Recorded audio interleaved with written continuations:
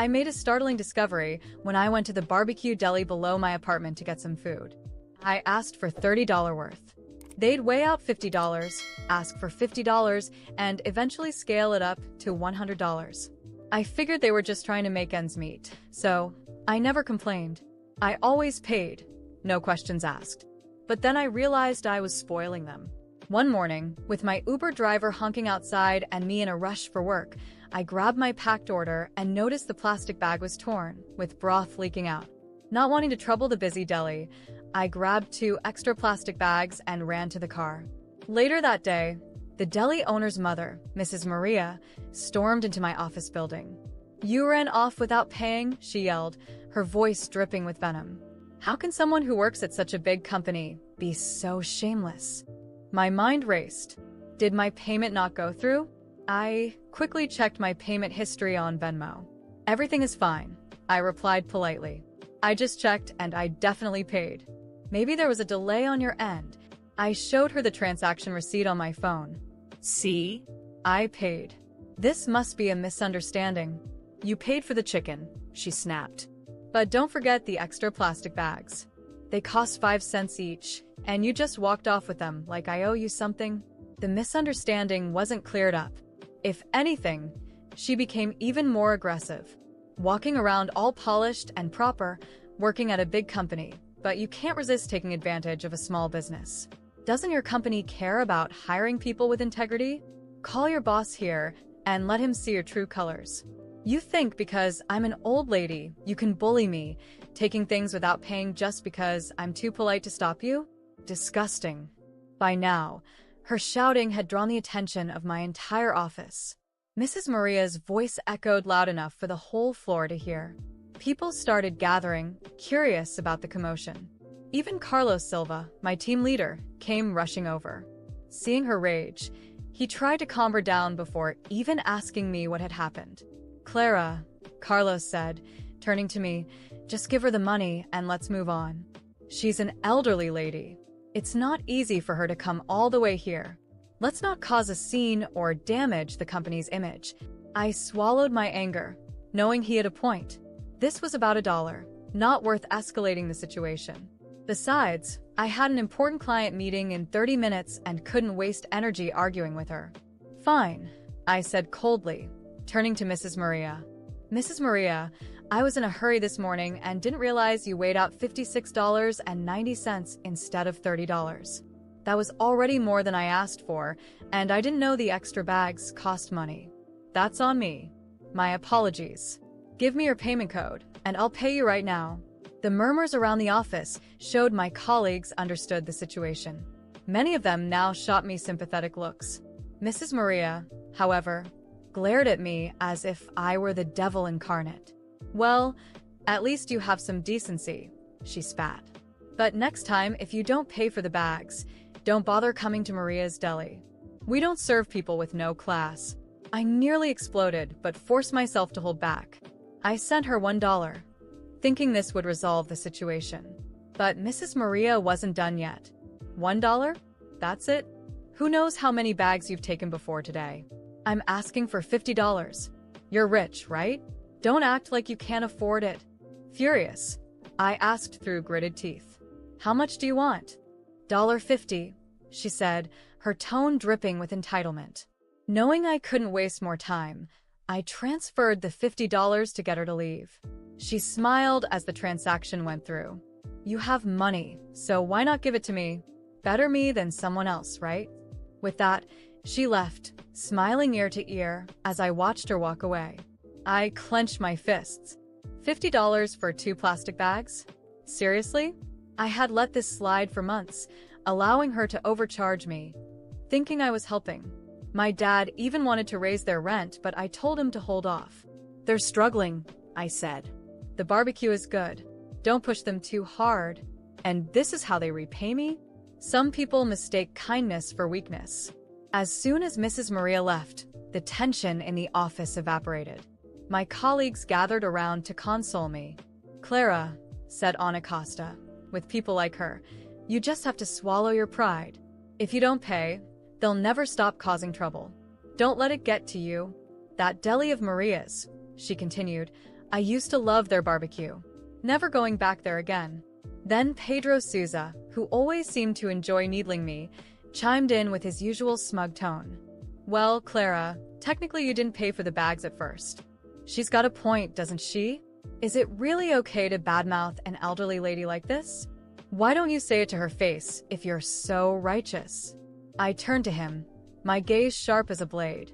Pedro, have you ever paid for any of the dinners we've gone out for together?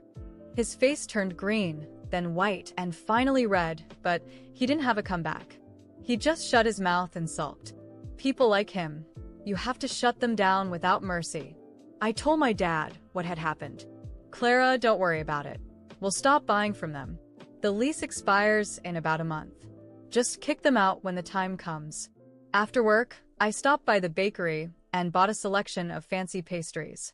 On a whim, I also picked up a large box of freshly cut durian, an indulgence I had been craving. Mrs. Maria's family had 3 kids. Their eldest daughter was in college. The middle child, Laura, was 13 and in middle school, and the youngest, Lucas, was still in elementary. As I walked past Maria's Deli, Laura and Lucas came running, their faces lighting up at the sight of my bags. Laura followed me like a shadow, her eyes practically glued to the box. Miss Clara, what did you buy? It looks so yummy. I saw right through her act. Just some cake and durian, I said bluntly. Why? Got something to say? If not, I'm heading home. The word durian made Lucas's eyes sparkle with excitement. Without hesitation, he tried to grab my bag. Miss Clara, how did you know I wanted durian today? Open it up and let me have some. I lifted the bag out of his reach, my expression unreadable. If you want it so bad, go buy it yourself. Don't have money? Ask your dad. Lucas scrunched up his face, clearly displeased. My dad doesn't have your kind of money. He'd never buy us something so expensive. Laura quickly chimed in. Yeah, if it weren't for you, we'd never get to taste anything nice like that. How had I missed it before? These two were just as shameless as their grandmother. Out of pity, I used to share with them every time they played this sweet sibling act, calling me Miss Clara like I was their favorite neighbor. But today, not a chance. When I didn't hand over the goods right away, Lucas tried to grab my sleeve. Give it to me now. I'm telling you to. Back off. I snapped, shaking him off. I'm not your mom. Why should I give you anything? Lucas's face darkened. I know you love the barbecue from our shop. Keep this up, and I'll make sure Dad stops selling to you. Laura dropped her sweet girl act and planted her hands on her hips.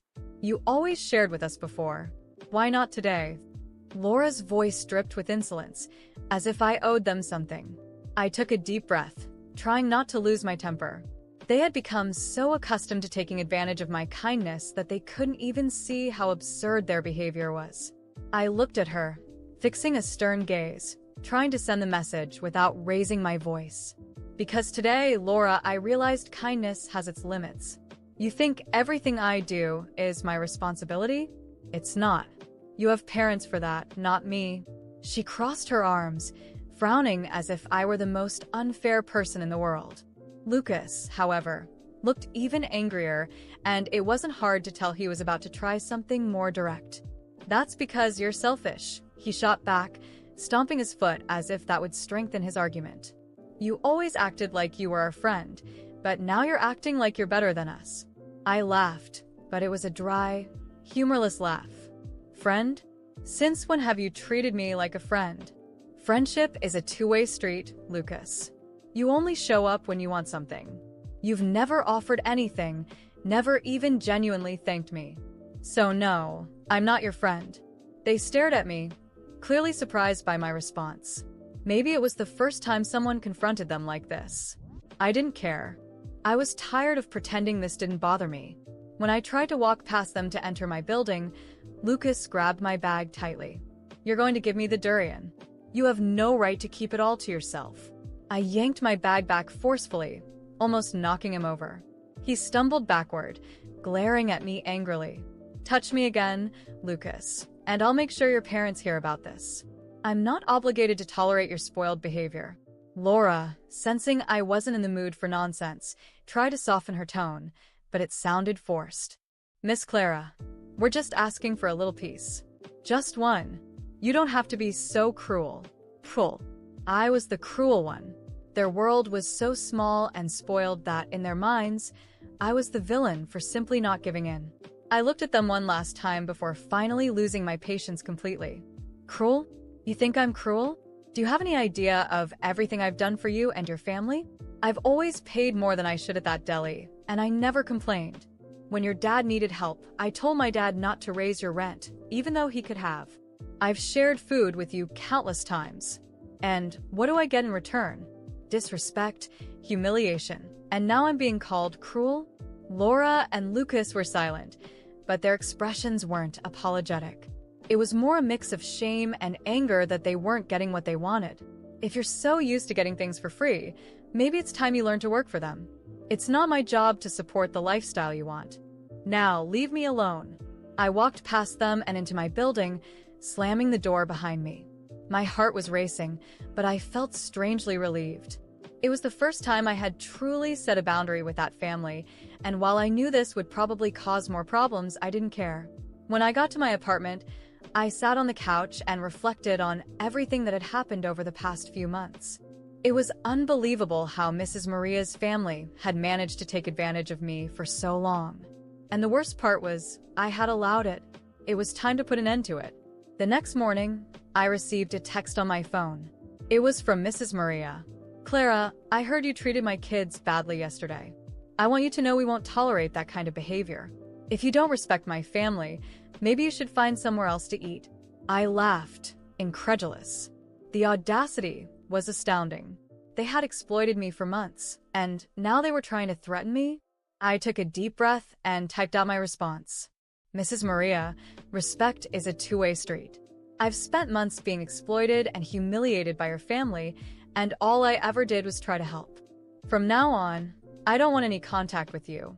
I'm letting my father know not to renew your lease. Good luck finding a new location." I sent the message without hesitation. I knew she would probably show up at my workplace again or send more messages, but I didn't care. For the first time in months, I was prioritizing my own well-being. As expected, later that afternoon, Mrs. Maria showed up at my workplace again, this time with her children in tow. She started yelling in the reception area, claiming I was ruining their lives and that I had no heart. My coworkers looked at me, expecting me to go down and handle the situation. "I'm not going down," I said firmly. "She has no right to be here causing a scene. Call security." And that's exactly what they did. Mrs. Maria was escorted out of the building, screaming that I would pay for this. Meanwhile, I felt calmer than ever. The truth was, her family didn't know how to handle boundaries, but now they were learning the hard way. And me? I was finally free of their toxicity. That night, after everything that had happened, I was determined to put an end to the situation once and for all.